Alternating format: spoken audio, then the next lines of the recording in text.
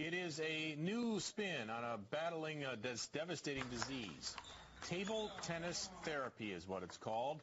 Very few sports work the brain, researchers will tell you, as much as the game of ping pong. CBS 13's Tony Lopez stirs up the details as we find out if playing ping pong can really reduce your risk of getting Alzheimer's disease. The smashes come at a rapid pace from members of the Sacramento Table Tennis Club. But even when they miss their mark, they're right on target when it comes to taking part in an activity that experts say forces our brains to work a little harder, reducing our risk of getting dementia or Alzheimer's disease. All of this happening at once increases the oxygen, increases the eye-hand coordination, and helps the brain create these pathways. Here's why researchers say this might work. In Alzheimer's and dementia patients, part of the brain shrinks, specifically the part where memory is stored. The theory is playing ping pong can actually make that part of the brain bigger. So ping pong is something that, challenges us to figure out the moves and where we need to go next. In fact, researchers have found playing ping pong works 5 different areas of the brain at the same time.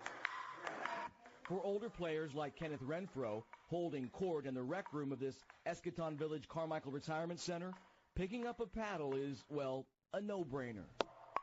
Absolutely. I think that's one of the benefits of ping pong specifically, and also just keeping active generally.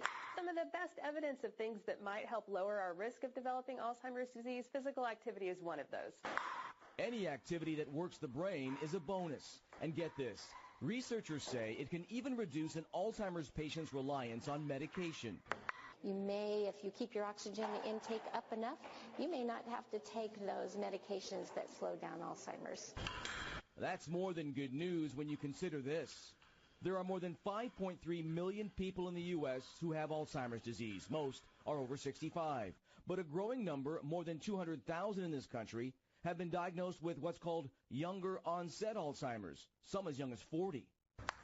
It may be the last thing on the minds of these younger players, but for others, it's very much top of mind as they try and put their own spin on the aging process, hoping for a net gain in the fight against Alzheimer's.